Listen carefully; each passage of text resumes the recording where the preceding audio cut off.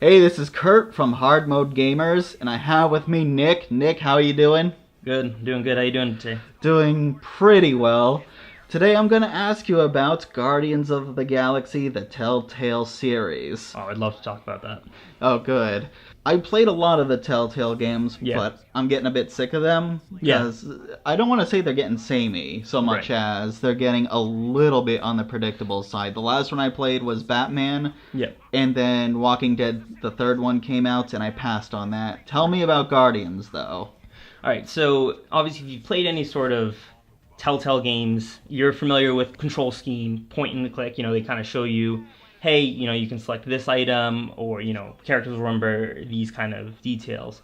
The thing with bringing it into the Marvel universe is you get a deeper feeling for the characters and the kind of the actions that kind of go through. Obviously following the Guardians of the Galaxy for this interim, and kind of when the game opens up. So you get a call from the space police.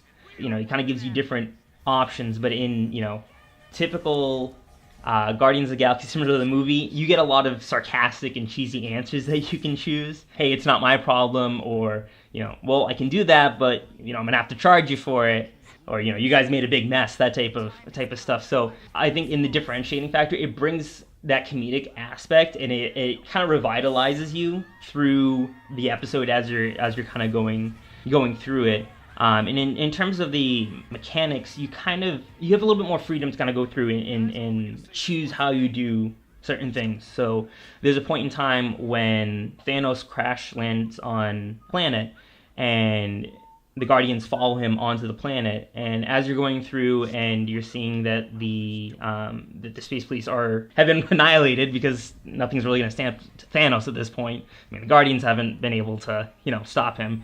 You get the option of go through as Starlord. You're exploring through this temple, and you're kind of getting the option to go through and kind of do a holographic replay of where these officers were, and essentially you're looking for an ID chip to get the Guardians into the temple.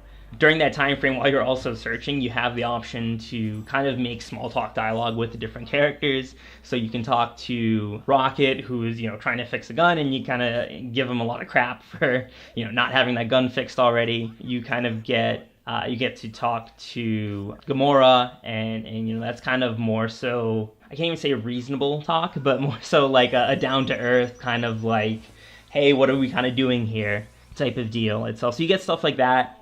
You don't get to interact with Groot at all, which is kind of weird.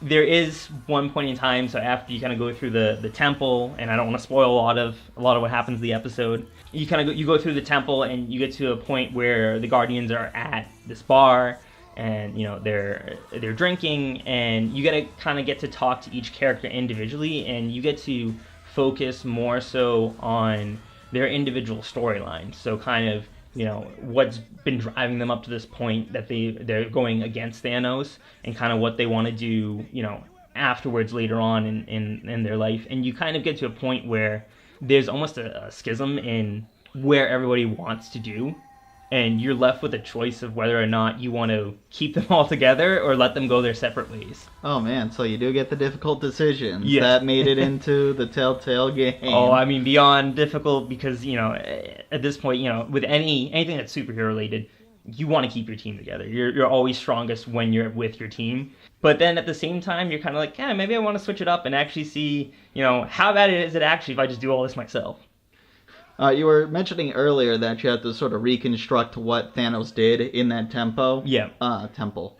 You get to reconstruct what Thanos did in that temple.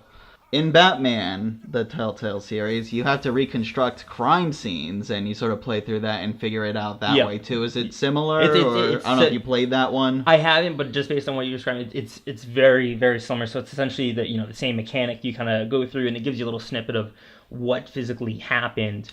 And you have to kind of walk around different points in this temple to know where everybody physically is. And there's 3 levels to this temple, so you have to explore everything to know where everything is before you can kind of move on with that point in the story. Would you say there's more challenge in this one, puzzle-wise, or like figuring stuff out? Because some of them get very light on figuring stuff out, and others give you a little bit more. Yes, I would say definitely that it gets to a point where it's more challenging with the puzzles. Comparing it to something like Walking Dead when that first came out. That was kind of like the gravy boat for Telltale games. Even going through those puzzles, when you go through those puzzles itself, after you do a couple, you're kind of left feeling underwhelmed because you kind of know where you need to go and you can just generally guess what you need to do. With this, when you go through and do the puzzles, it's telling you that you're looking for a specific thing. You just don't know where it is. So you have to spend time actually going through and kind of exploring everything, and that kind of will give you little tidbits of information extra just to kind of fill in a whole picture of what actually happened instead of giving you this very slimmed down story that you're like, all right, this is the main thing that happened, but I don't really know anything else that happened outside of that. So it's not quite a guided tour like some of the other ones are. Oh God, no. All right, well that actually interests me a lot. I might have to play it myself. That was episode 1, and there's going to be 4 more. Are you excited for the next one? I am excited for the next one. Is it funny? It's funny. So almost no matter what line you choose, you're going to get a laugh out of every interaction. I like that.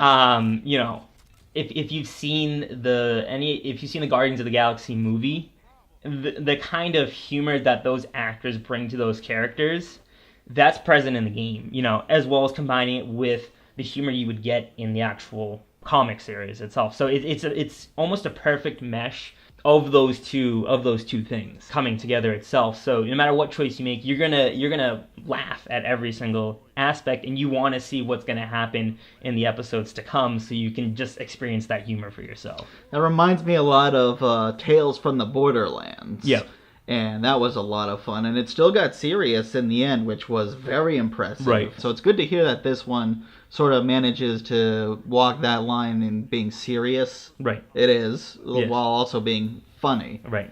That made me a lot more interested to play it now than I had before. You get the very action-packed moments, the intense moments, and then literally it's just a one-liner gets thrown in there, and then instantly it's just funny, and you forget that there's tension for a second. Wow, I actually do like that. How was the action?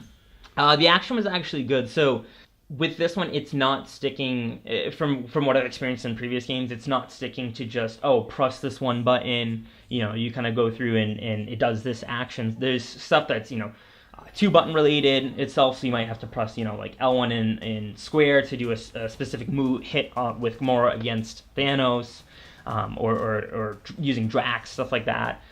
The other aspect is that you get this bit where you, as Starlord, are trying to distract Thanos, and, so the Guardians can kind of rally up what they're going to do and take him out. And as Starlord, you kind of go through a sequence where you're actually flying around in, still this Telltale game style where you're pressing a button, but you get to press L1 and R1 to shoot off shots. And you can just keep doing that. It'll go behind cover, and then you do your one-button sequence, then you go back to doing that itself. So it breaks it up in a very clean way that keeps you engaged for the gameplay. That's good. I like that. I think I'm going to have to check it out myself. Definitely. It's definitely one that you should check out. If you're a fan of the Telltale game series, this is definitely one that you definitely want to go through and play, especially if you thought any of them have been getting dry. If you're not a fan of the series, or you haven't played any of these games, it's a great thing to do, Friday night, have a couple of drinks, and just sit back and enjoy the laughs. That's good. All right, so solid recommend there? Solid recommend. I mean, and I would definitely say, based on how this is going, if the other episodes are following in succession of how great this one is, I think that ultimately Marvel could partner with them for multiple stories across their whole universe to kind of get things going. You heard it here first. More Marvel games from Telltale series. Make it happen. Yes, do it. All right, I will definitely check that out then. Well, it's good having you here.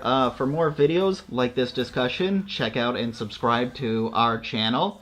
I've been Kurt. This is Nick. And thanks for watching. Bye. Take care, guys.